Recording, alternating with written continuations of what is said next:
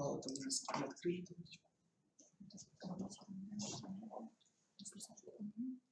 Здравствуйте, уважаемые участники вебинара. Нас сегодня уже 9. Смотрю, вас приветствую от лица регионального центра выявления и поддержки одаренных детей в области спорта, искусства и науки в Республике Коми. Сегодня у нас очередной вебинар по анализу олимпиадных заданий регионального этапа Всероссийской олимпиады школьников по обществознанию. На нем будет представлен краткий обзор работы, анализ заданий, разбор типовых ошибок и проговорим также правильные ответы, которые оценивались по максимальному баллу. Итак, рядом со мной сейчас находится Руслан Владимирович Древесников. Он председатель жюри регионального этапа Всероссийской олимпиады школьников по обществознанию. Я ему передаю слово для комментариев и разбора заданий. Пожалуйста, Руслан Владимирович. Здравствуйте, уважаемые участники и руководители участников Олимпиады. Значит, уже Анастасия Александровна меня представила, я являюсь председателем регионального этапа Всероссийской олимпиады школьников по обществознанию.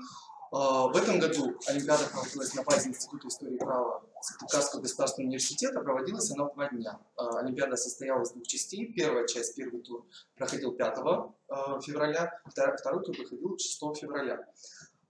Начну я с первого тура. Какие были представлены задания? Во-первых, максимальный балл, который можно было получить за выполнение заданий первого тура, 100 баллов. Первый тур Олимпиады состоял из 2 заданий. Первое задание оценивалось 50 баллов, второе задание, соответственно, тоже оценивалось 50 баллов. Значит, какие были предложены участникам Олимпиады задания? Первое задание. Нужно было выбрать одну из социальных проблем и ответить и выполнить вопросы в соответствии с выбранной социальной проблемой. Какие проблемы были представлены? Первая проблема. Что предпочтительнее для развития страны? Глобально открытый рынок или система протекционизма национального государства?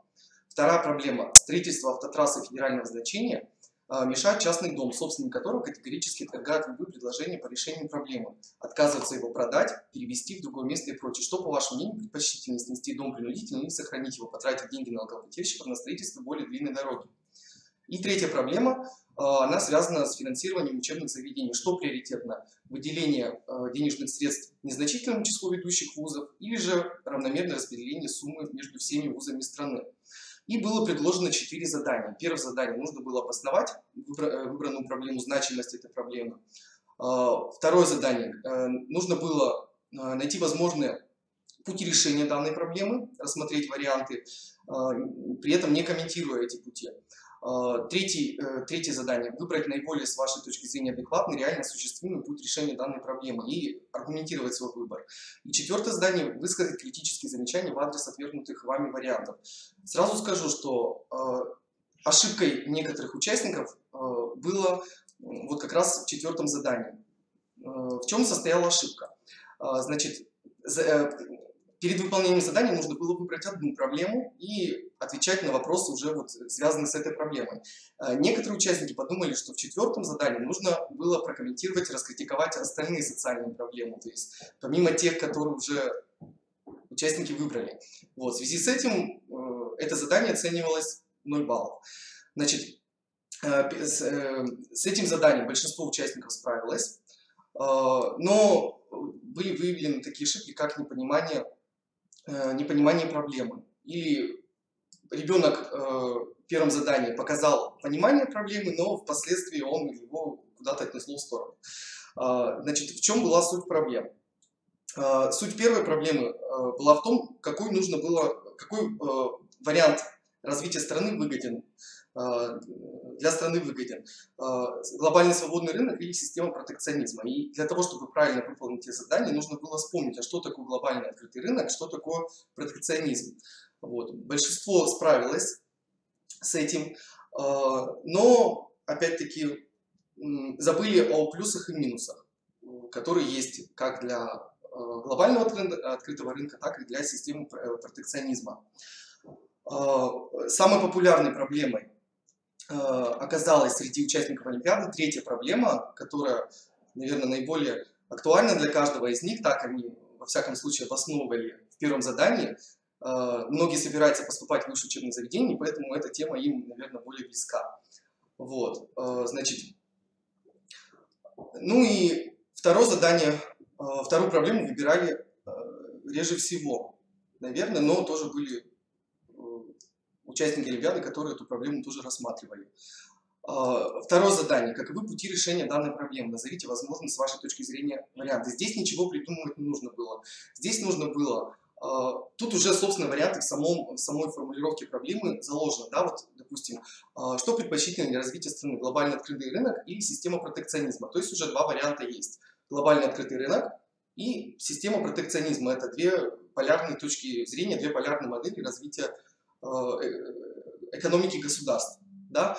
Во втором примере тоже даны сразу два варианта. Принудительно снести дом или же построить более длинную дорогу. То есть уже два варианта даны. В третьей проблеме выделить средства ведущим вузам или же равномерно распределить между всеми вузами страны. Вот. Некоторые участники, оговорив тот или иной вариант в первом вопросе, начали рассматривать во втором вопросе уже одну конкретную проблему и, соответственно, получили такое количество баллов. Значит, за первое задание максимально можно было получить 8 баллов. Какие критерии учитывались при этом? Во-первых, формулировка тезиса проблемы, в котором, при прочтении которого становилось понятно, понимает ли участник, в чем, собственно, суть-то проблемы. Обоснование выбора проблемы, этот критерий оценивался в 2 балла. Фактический, опора на фактический материал, тоже оценивается этот критерий в 2 балла. И обоснование выбора проблемы с точки зрения современной науки. Это тоже критерий оценивается в 2 балла. Максимально можно было за это задание получить 8 баллов. Некоторые безупречно обосновали с точки зрения теории, с точки зрения современной науки, но при этом не привели социальные факты или привели эти факты с ошибкой, соответственно, получили либо 0 баллов, либо 1. Вот. Если же факты, которые приводили в обосновании учащиеся, были без ошибок, то получали максимальный балл, 2 балла. Так, второе задание. Значит, если учащиеся, вот две проблемы я уже озвучил, да, которые были возможны. Можно было также выбрать промежуточный вариант, да, совмещение, допустим, в первом случае, первая проблема, совмещение плюсов там, глобального открытого рынка и системы протекционизма национального государства, что многие участники сделали и получили за это балл. Во втором тоже промежуточное, да, промежуточный вариант возможен. И третье задание. Некоторые из участников такой путь выбрали, и этот путь является правильным, то есть проведение конкурса, рейтинга для университетов, в соответствии с которым уже равномерно распределять между всеми вузами, но те вузы, которые стремятся развивать науку, участвуют активно в различных конкурсах, конференциях, им отдавать приоритет. То есть все зависит от эффективности вуза. Значит, за второе задание максимально можно было получить 14 баллов. В зависимости от того, сколько путей было проведено, учащийся столько получал баллов. Если учащийся привел не менее 3 возможных путей решения, ну, больше 3 вариантов здесь уже приводить бессмысленно, то есть это уже высасывание, что называется, проблемы из пальца, они могли получить 8 баллов. Если было приведено 2 пути решения, то это 4 балла, если 1 путь решения, то это 2 балла. И также адекватность, потому что адекватность путей, которые приводили участники, не всегда имела место быть.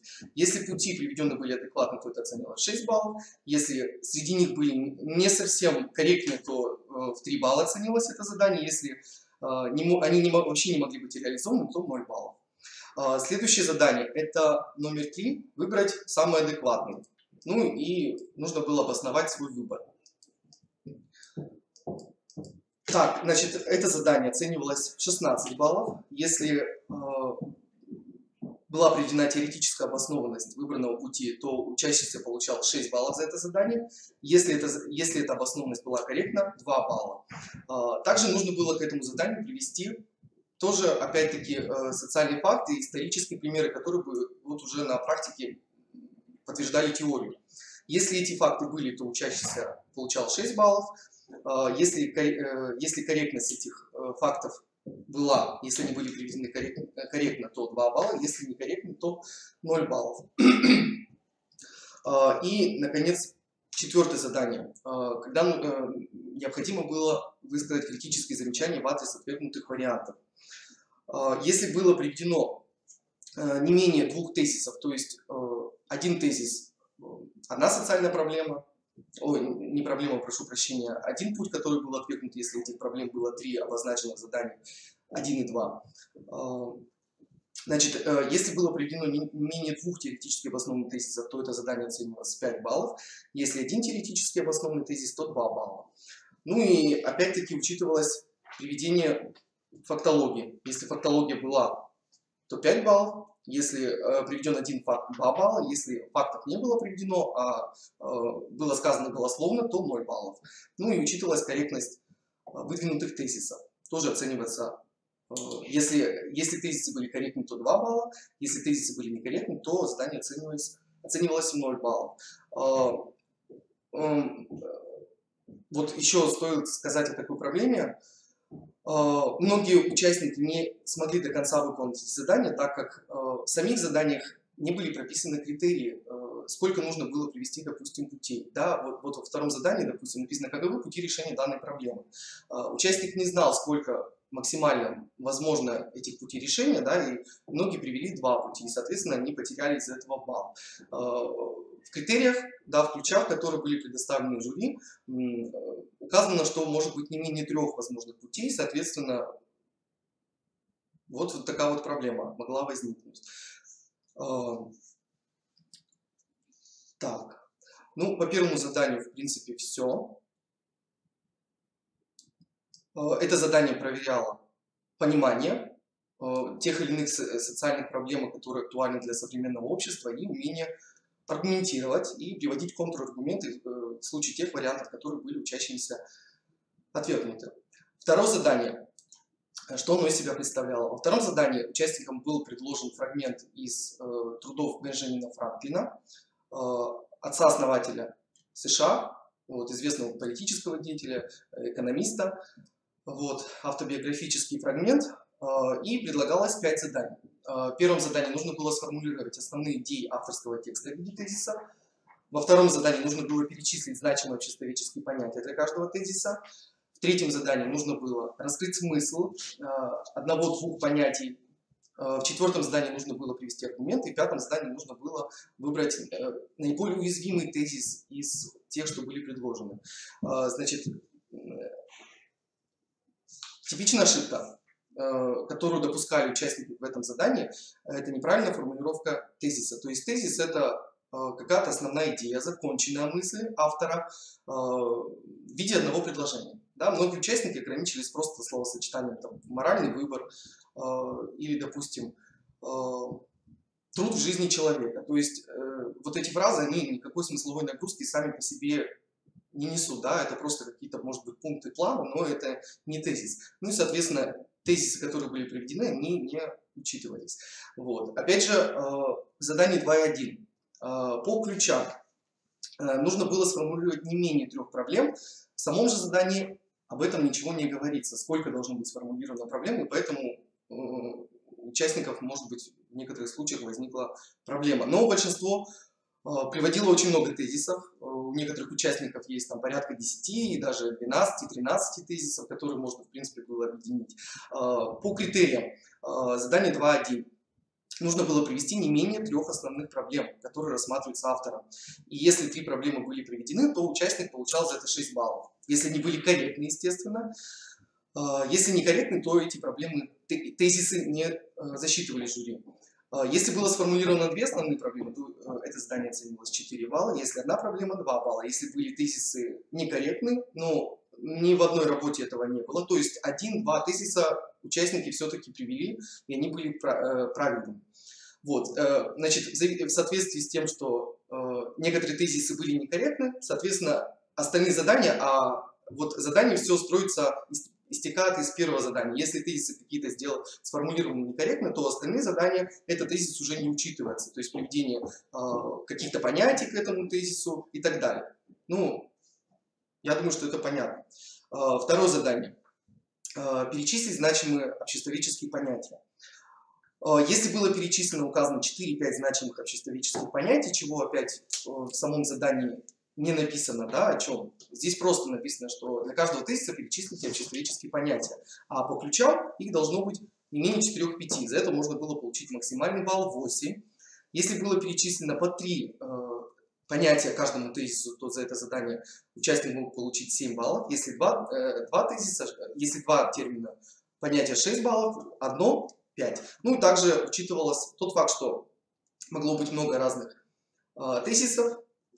Какие-то понятия подходят и отражают суть этого тезиса, какие-то не отражают. И засчитывалось, если не менее 10 понятий к разным тезисам, 4 балла, ну и так дальше по градации. Задание номер 2 и 3. Раскрытие основного смысла понятия. Если был раскрыт 1-2 понятия каждому тезису, то учащийся мог получить от 10 до 14 баллов. То есть, если раскрыто по одному понятию, то учащийся получал 10 баллов. Если где-то 1, где-то 2, ну там в зависимости от того, сколько понятий было приведено, точнее раскрыты к смыслу, 12, 13 баллов, 11. Ну и максимально, если по, допустим, тезисов было 4, приведено по 2 понятия, и смысла раскрытых верно, то учащийся мог получить, участник Олимпиады, 14 баллов. Для 3 тезисов, если были раскрыт смысл 1-2 значимых понятий, от 6 до 9 баллов. Для 2 тезисов от 3 до 5 баллов. И если понятия приведены к одному тезису, от 1 до 2 баллов. Ну, ситуация, когда не был раскрыт смысл понятий, или, конечно, таких у нас не возникало. Аргументы в обосновании выдвинутых тезисов. Это следующее задание 2 и 4. С аргументами проблем тоже не возникло, учащиеся четко отдавали себе отчет, о чем говорит автор. Вот единичный случай, когда аргументы приводили не к месту, они были не совсем корректны, так скажем. За это задание можно было получить 6 баллов. Если было приведено не менее 2 аргументов к каждому тезису, можно было получить 6 баллов. Если один аргумент, 3 балла. Если аргументации не было, то задание оценивалось 0 баллов. Если судить по ключам, да, опять нужно было привести к тезисам не менее 2 аргументов. В задании об этом не говорится, какое количество аргументов должно быть приведено к каждому тезису. Ну и, соответственно, большинство привели один аргумент и получили за это только 3 балла. Жюри четко следовало ключам, критериям, которые были им даны. Задание 2 и 5. Какой из высказанных тезисов кажется вам наиболее уязвимым для критики? Напишите его, приведите контраргументы, позволяющие его оспорить. Значит, какого-то конкретного уязвимого тезиса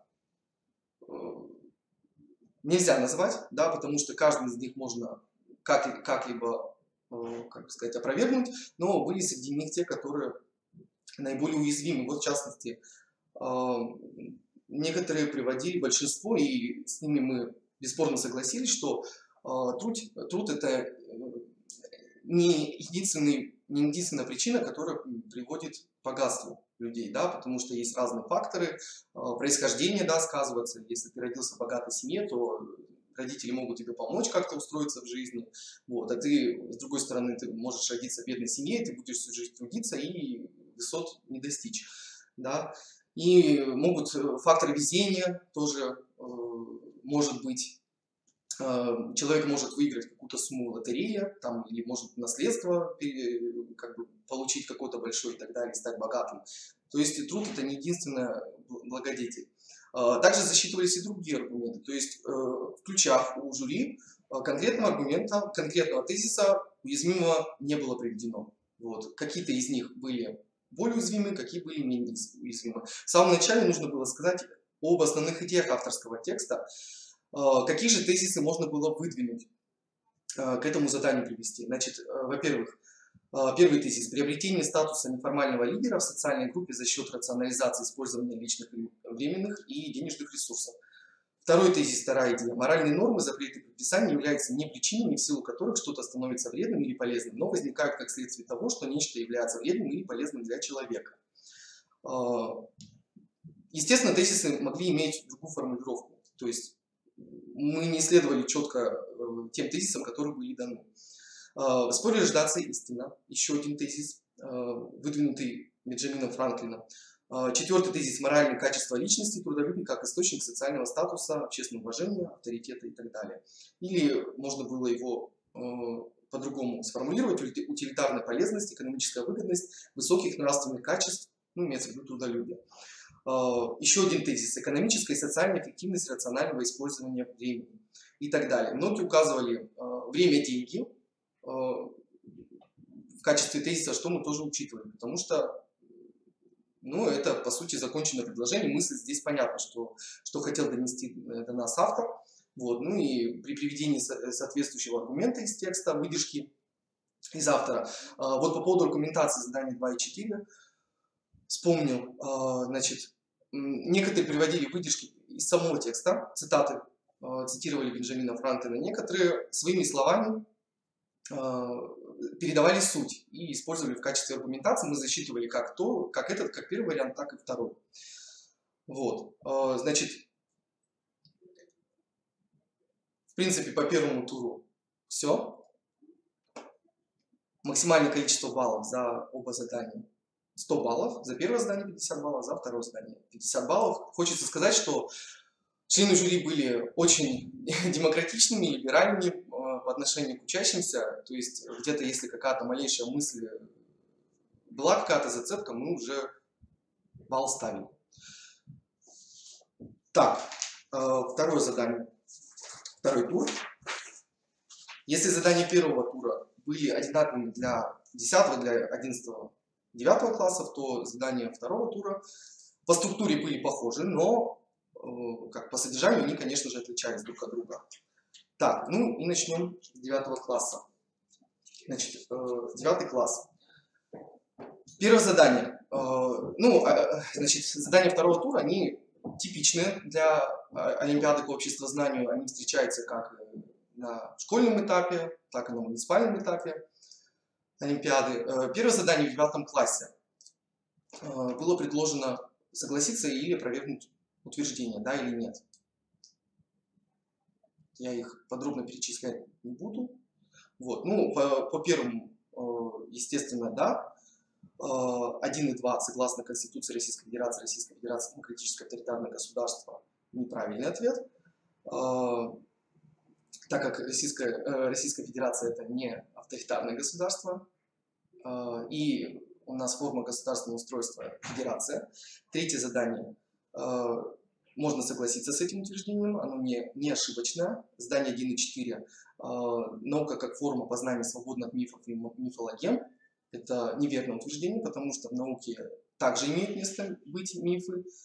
В 5 задании правовом государстве права человека выступают главным естественным ограничителем государственного суверенитета. Это верное утверждение. 6, 1 и 6. Гражданин Российской Федерации не может быть лишен своего гражданства или права изменить его.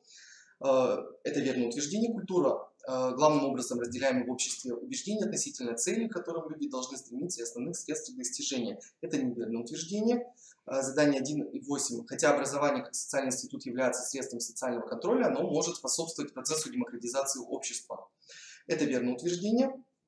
1 и 9. Представительная демократия подразумевает, что граждане государства лично осуществляют свое право на управление государством. Это ответ неверный. И задание 1 и 10. В случае резкого роста инфляции увеличивается стоимость заемных средств и обесцениваются получаемые денежные доходы с точки зрения их покупательной способности. Это верное утверждение. Второе задание – это задание на образование рядов. То есть было предложено понятие, нужно было выбрать общее. Ну и здесь правильным ответом был нормативный правовой акт. Ряд номер 2 и 2. Тоже задание на ряды. Значит, перечень стран: Венгрия, Греция, США, Чехия, Финляндия. Нужно было выбрать страну, которая выпадает из этого ряда. Да, допущена ошибка. Что объединяет страны, которые здесь перечислены, кроме одной? И в большинстве случаев это был правильный ответ, это США. Венгрия, Греция, Чехия, Финляндия – это государства с унитарным устройством. США же это федеративное государство. Так, третье задание. Юридические задачи. С ними учащиеся справились, большинство в той или иной степени. Вот, либо половину выполнили, либо как-то частично. Максимально за эту задачу можно было получить 6 баллов. Вот, при этом конкретной статьи не нужно было указывать. Вторая задача также оценивалась также оценивалась в 3 балла, оценивалась эта задача. С правовыми задачами справились большинство участников Олимпиады. Затруднение у всех вызвало решение экономических задач. Значит, что предлагалось в данном случае? Условие, да, что некий господин Романов, он хотел для размещения денежных средств, в общем, положить некоторую сумму в банк НМ и получить прибыль. Для решения, для выполнения этого задания нужно было знать формулу начисления сложных процентов, так как, видимо, у большинства, ну, некоторых, не во всех школах экономика профильный предмет, эту формулу вспомнить не могли, соответственно, задание не выполнили, и большинство пропускали, только единицы это задание выполняли. То же самое задание 3.2.2, банки и риски. С логическими задачами справились все. Я думаю, что, наверное, комментировать тоже их смысла нет. Была предложена задача просвещенников, где нужно было выбрать высказывание, которое логически следовало из двух остальных, и правильным ответом здесь было задание был некоторые священники, не католики. Задание генерал на отрицание. Вот, всего было 4 отрицания, они сокращаются, и ответ правильный. Войска потерпели поражение. Ответ да. 3 учителя, фамилии которых были зашифрованы, представляли собой анаграмму на фамилии известных ученых. Ими были у нас Вебер, Сорокин и Тургенев. Нужно было определить, какая специальность, тоже методом логических вычислений. Так, задание по тексту. Нужно было прочитать внимательно текст и понять, о каком политологическом понятии рассуждали мыслители. Ну, в данном случае здесь речь шла о верховенстве права и принципе разделения властей. Английского теоретика либерализма зовут Джон Лок, французского мыслителя Жан-Жак Шарль Луи Монтескьё. Прошу прощения. Так, 5-е задание. Нужно было вставить пропущенное слово в высказывание. Этим высказыванием было у нас долг. Так. Сверху у нас. Что за понятие? Долг. 6-е задание. Притча одним словом. С этим заданием тоже следует отметить, многие не справились. Правильным ответом в данном случае было именно поэтому. Это задание оценивалось 9 баллов. 1 балл ставился за название верного слова, а обоснование до 8 баллов. Ну, соответственно, те, кто это задание выполнял, теряли до 9 баллов. Так. Даны были изобразительные материалы. Это 7-е задание. Нужно было распределить их по 2 группам. Ну и их нужно было, значит, какие это были группы. Первая группа — естественные объекты и процессы, что создано природой. Да, это картинка под буквами А, Б, Ж и З. И объекты культуры, созданные людьми. Это картинки под буквой В, картинка под буквой Г. Да, у нас здесь указана дамба. Картинка под буквой Д и картинка под буквой Е. С этим заданием тоже большинство справились. 8-е задание. Нужно было проанализировать фрагмент текста и таблицы и ответить на вопросы. Это задание было объемное. Оно проверяло умение работать с текстом, в первую очередь работать с таблицами, анализировать эти таблицы, сведения, сводить их. И многие тоже с этим заданием справились. Вот. На этом задания 9 класса заканчиваются. Задания к 10 классу, значит, они похожи по структуре заданиям 9 класса. Первое задание нужно было согласиться или опровергнуть с утверждением, я их уже перечислять не буду. За это задание можно было получить 10 баллов. Задание на ряды, опять по аналогии с 9 классом. Здесь перечислены полномочия Совета Федерации, назначение на должность судьи Конституционного суда, назначение на должность генерального прокурора Российской Федерации и так далее. Задание 2.2, тоже задание на ряд. Ну и здесь тоже опять проверялось знание форм государственного устройства. Унитарное это или страны с федеративным устройством. Общим признаком в первом ряду были унитарные государства, все кроме США, во втором ряду все государства, кроме Франции. Юридические задачи, с ними также учащиеся справились. Экономические задачи также вызвали большую проблему для учащихся.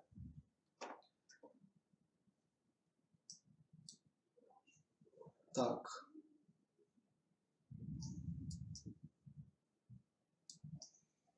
Логические задачи не вызвали больших затруднений учащихся, так же как в случае с 9 классом. Здесь также нужно было выбрать высказывание, которое следовало из 2 остальных, то есть оно похоже на задание, которое предлагалось в 9 классе. Так, в данном случае задание 3.3.1 правильный ответ под буквой В. Б. Некоторые традиционалисты, протекционисты. Это высказывание следует из 2 остальных. Так, задание премьер-министр. Также нужно было ответить на вопрос. Задание самоудвиженец 3.3.3. Нужно было определить, какое количество подписей лежит в этих сундуках, обосновать ответ при помощи логических рассуждений и выяснить, хватит ли их для регистрации Центральной избирательной комиссии. Сколько подписей для этого необходимо.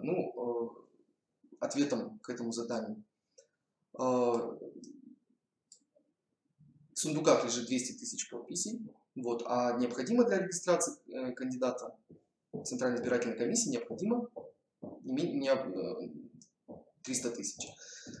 Так, 4 задание. Нужно было прочитать высказывания и найти ошибки. Тех высказываний, которые не были. Не все из перечисленных высказываний были с ошибками. Ошибки были в задании номер 1. Вместо партии там правильный ответ движения. Задание 2 гражданского общества. Это совокупность вне государственных общественных отношений ассоциаций, которые необходимы для выражения интересов и потребностей членов общества. Потому что хоть и гражданское общество связано с государством, но оно все-таки стоит обособленно. Разделение властей существует для того, чтобы исключить возможность монополизации власти. Это верное утверждение. 4. В правовом государстве права человека выступают главным естественным ограничителем государственной власти. Это верное утверждение. 5 утверждение было ошибочным. Правильный ответ: представительная демократия подразумевает, что граждане государства осуществляют свое право на управление государством через представителей.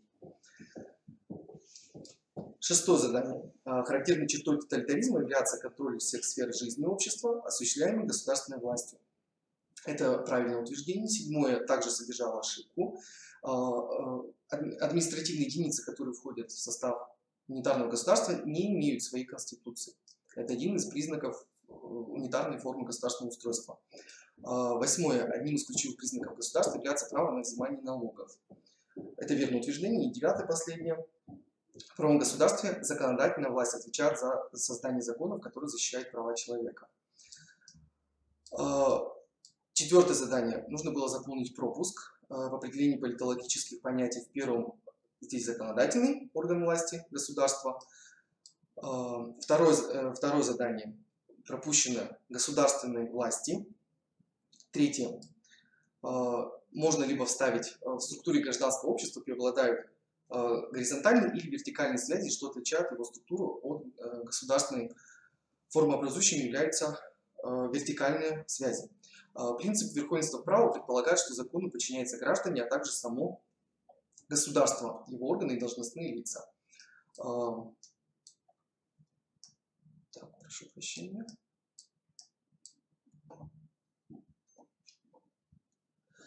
Четвертое. Само государство, его органы, должностные лица. Пятое. Возможность оказывать влияние на положение различных слоев населения, повышать или понижать социальный статус личности называется социальной властью. Ну или, как предлагается вариант по учебнику Боголюбова, социальным ресурсом власти. Максимально за это задание можно было получить 5 баллов. В пятом задании, также по аналогии с 9 классом, было пропущено понятие. Это истина. Если мы его ставим на место пропуска, то смысл нам сразу станет очевиден. Так, шестое задание. Притча «Мудрец и нужда». Вот, также это задание вызвало трудности участников. Правильным ответом к этому заданию было: вот видишь, теперь я и правду не ведаю нужды. Седьмое задание также предполагало ознакомиться с представленным материалом и выполнить задание. Нужно было распределить перечисленные указанные картинки по группам. Таких групп было 4. В первую группу относятся горожане, жители мегаполиса. Это картинка под буквами А и З. Здесь картинка под буквой З. Орудие труда под буквой Б и Е.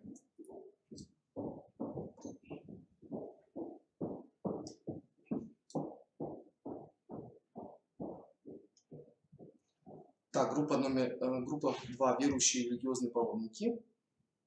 Буквы В и Е. Здесь изображен Кааба, святыня у мусульман. Так, и под буквой Е. Группа 3. Туристы отдыхающие. Картинки под буквами Д и Ж. Да, ну здесь все очевидно. И группа номер 4. Культурные, образованные люди, почитатели, любители искусства.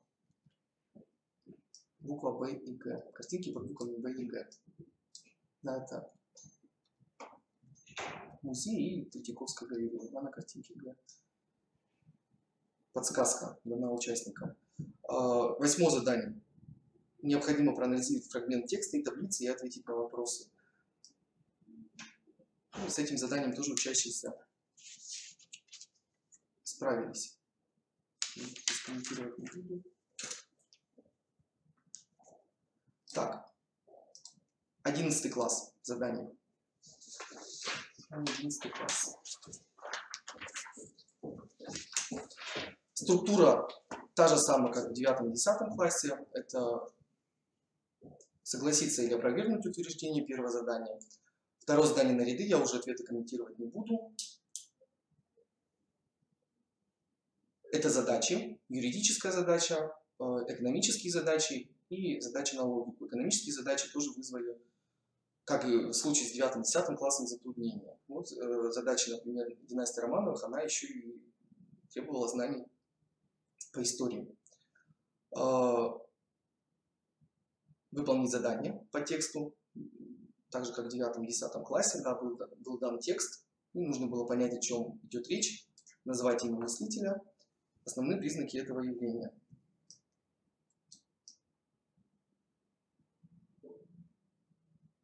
Заполнить пропуски.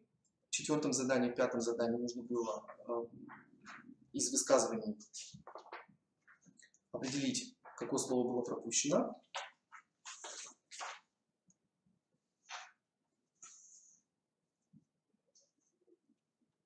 Так. Задание номер 6. Кто кому нужен? Опять же, задание с иллюстративным материалом. нужно было распределить их по группам. Задание номер 7.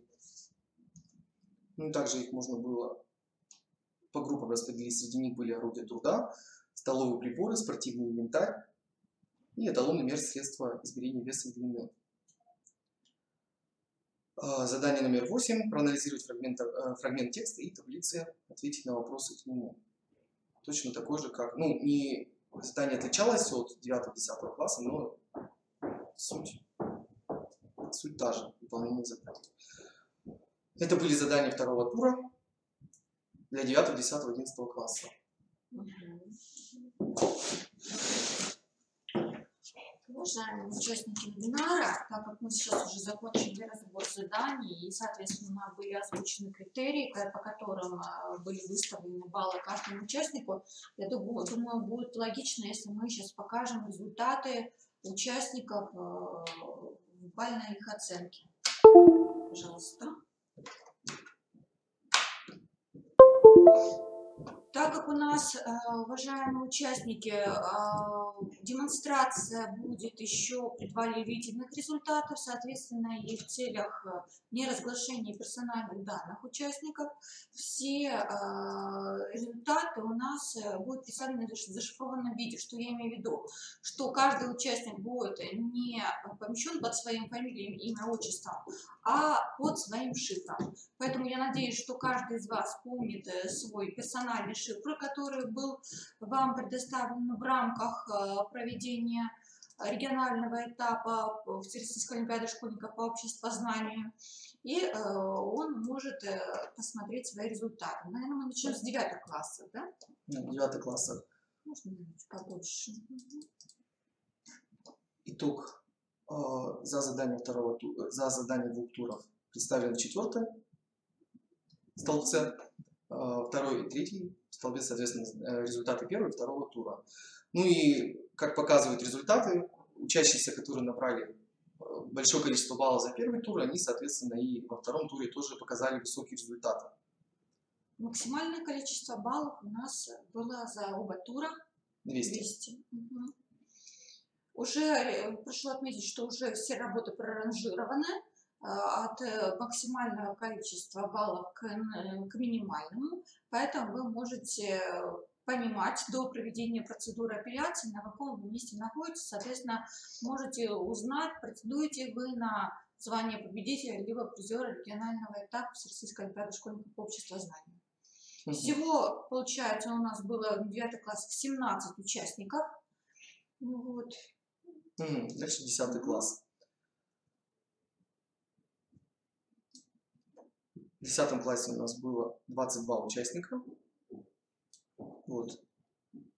Лучшие результаты мы видим, кто показал. Хочу отметить, что квоты по прохождению заключительного этапа нам будут известны уже позже. Поэтому пока все работы указаны без статуса, потому что еще не была проведена процедура апелляции, не были получены заявления. Если они не будут получены, соответственно, эти итоги можно уже будет признать официальными. Далее. Ну и, наконец, 11 класс. Принимал участие 21 участник. Ну, тоже максимальное количество баллов 162. Ну и затем уже...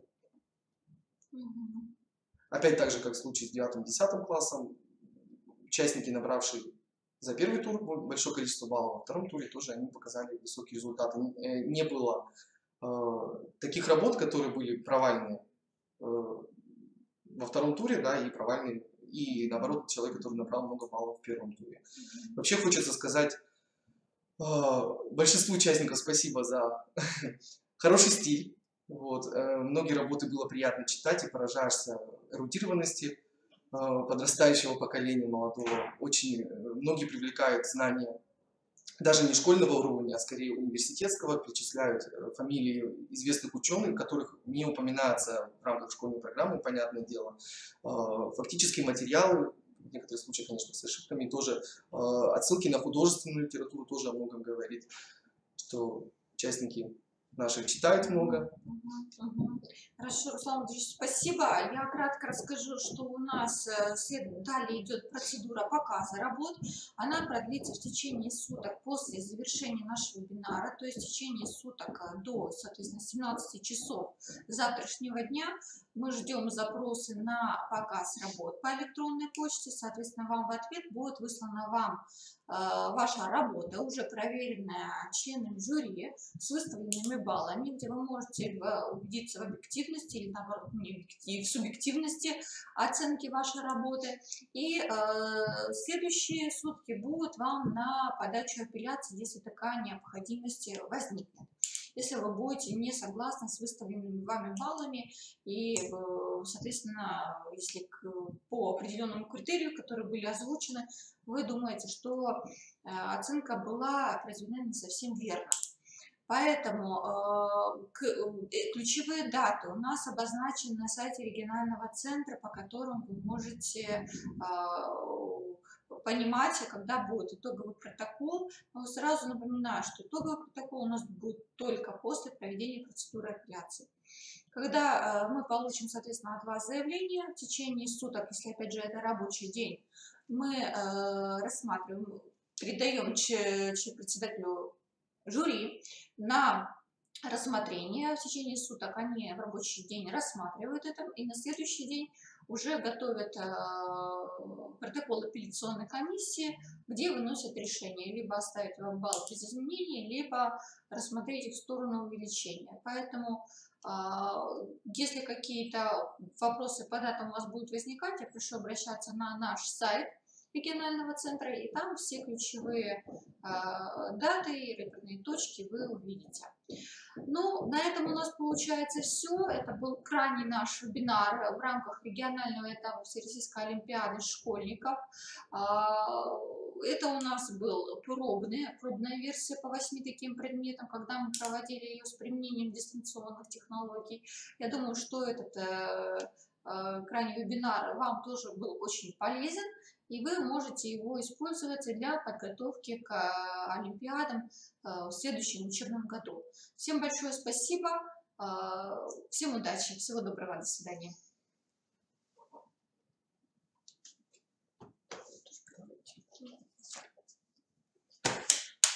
Все, уже, в принципе, закончится. Камера выключена, да? Автоматически. Не совсем провалится. Нет, нормально. Сейчас мы по запросу работ посмотрим. Хорошо. Вот. Просто мы столкнулись с такой проблемой, мы же сами, в принципе, не обществоведы, и вот экономические задачи мы сами у нас вот такие вот глаза мы посмотрели, прокомментировать их я как-то не могу даже. У нас, кстати, как они решаются. Один мальчик, Смирнов Никита, у нас такое ощущение, в Олимпиадах 5 принимал участие на региональном уровне, такой всесторонний. Он, по-моему, тоже тут был. Он говорит, там, если не ошибаюсь, сейчас у меня там ничего не зашкаливает. Вот. Он апелляцию очень много подавал, вот из 5 предметов по 2 он подавал. Он пытается, что призеров победителя. Так-то он говорит, конечно, куда-то уже поступил, но права покачать любит. Поэтому, если он подастся, это же ничего страшного. Нет, это апелляции-то не боимся. Тем более тут нет, такое еще либо на месте остается, либо прибавляется баллы. Поэтому вот такое ощущение, что вот только подавайте, ради бога. Тем более тут столько письменных работ, все оценки посмотришь так, а можно и так воспринять. Вот. Поэтому таким образом. Ну, если подадут, будем. Да. Ну, в принципе, работу над собой мы очень демократично проверяли. То есть там даже если где-то было верное какое-то слово, мысль, мы уже все ставили, особенно Вера Ивановна у нас очень. Это которая ворчливая, да, была такая? Вы извините, мне так удобно было. Она ничего хотела. Она просто думала, что только мы у вас. Я говорю, что там еще много очень участников, разные предметы, у вас же там, наверное, 800 человек всего. День в день, у вас много, и поток еще зависит от районов, как они быстро приносят. Да. Поэтому еще она не знала, поэтому она так отреагировала. Начинается. Поэтому Ничего против вас она не имела. я поняла, я просто подумала, что она очень долго, наверное, ждала меня. Ну и это тоже, у нас было чем заняться, то есть мы не присиживали просто так, она сидела, проверяла тоже.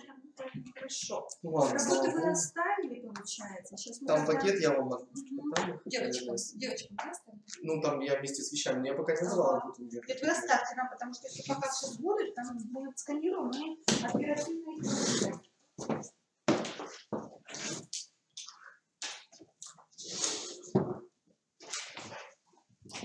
Вот. 308 вы здесь, да? Да.